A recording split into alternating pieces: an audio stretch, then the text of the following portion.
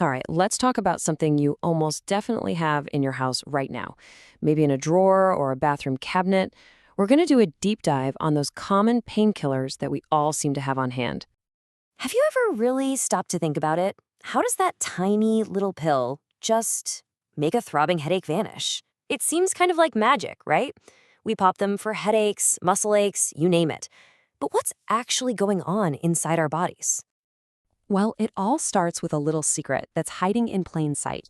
It turns out that pretty much all of these common pills belong to one single, very powerful family of drugs. Yep, from the classic aspirin your grandparents swore by to the ibuprofen you might have taken last week, they're all part of this one big family called NSAIDs. That's short for non-steroidal anti-inflammatory drugs. Now, scientists might slice and dice them into different subcategories, but at the end of the day, they're all on the exact same mission. And what is that mission? To take on three main enemies: inflammation, pain, and fever. But here's the really interesting part. To understand how these drugs win the battle, we first have to understand why our body even creates these feelings in the first place. Turns out, it's all about communication. So let's talk about that communication network. Think of it like your body's internal alarm system. How does it actually sound the alarm when something's wrong? It all comes down to these little molecules called prostaglandins. They are essentially your body's emergency messengers. They're the ones that race to your brain to shout, "Hey, alert, we've got an injury over here." And that's what triggers the pain, the swelling, and the fever, all the things we'd rather not feel. This whole process gets kicked off the moment a cell gets damaged. You twist your ankle, you get a cut. Anything that disturbs the cell membrane starts this chemical chain reaction. And right at the heart of that reaction is one very, very important player. And this is where the genius of these NSAID drugs comes in. They don't just numb the area or mask the pain. Nope, they're much more clever than that. They go right to the source of the alarm system and they find the off switch. Okay, so here's how that alarm gets made. When your cells are damaged, they release a substance called arachidonic acid. Think of that as the raw material for the pain signal. But on its own, it can't do anything.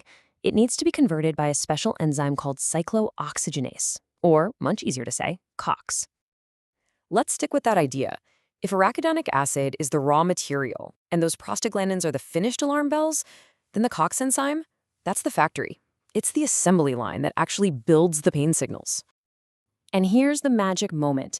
The NSAID molecule comes along and it physically blocks that COX enzyme. It's literally like walking into the factory and throwing a wrench in the main machine. The whole production line just grinds to a halt. No more working COX enzyme means no more prostaglandins can be made. And if there are no prostaglandins, there are no alarm signals. The pain fades, the swelling goes down, the fever breaks. The alarm is off. But, and this is a really big but, shutting down that entire factory isn't always a good thing. And that brings us to the double-edged nature of these drugs, because it turns out not all prostaglandins are the bad guys. On the good side of the sword, blocking COX gives us this incredible range of benefits. I mean, we're talking about easing the chronic pain of arthritis, getting rid of a nasty fever, and even the life-saving cardiovascular protection from a low-dose aspirin. The positive impact is just undeniable. So, what happens when we block the helpful prostaglandins, the ones that are actually doing good things for us? Well, this is where the other, sharper edge of the sword is revealed. The very same mechanism that gives us relief also carries some pretty significant risks. And this is the perfect illustration of that trade-off.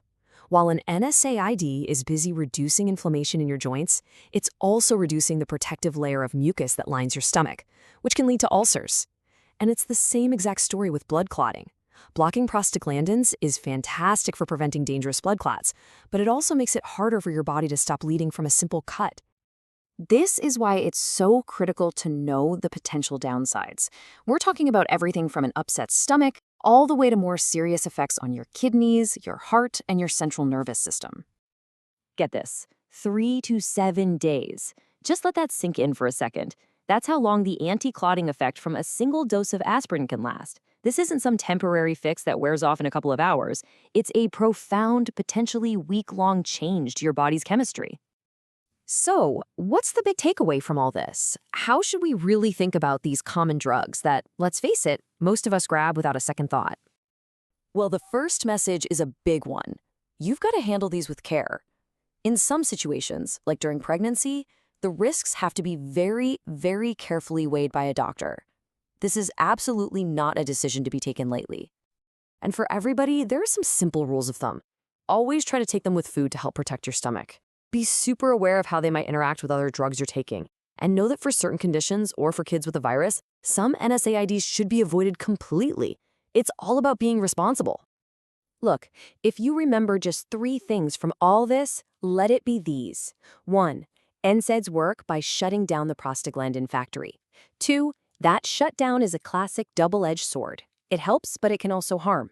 And 3, these are powerful tools, not just simple remedies. You've got to respect them. So, knowing all this now, are you going to look at that bottle of pills in your cabinet the same way? They are, without a doubt, a triumph of modern medicine, but truly understanding their power, both for good and for bad, is the absolute key to using them wisely.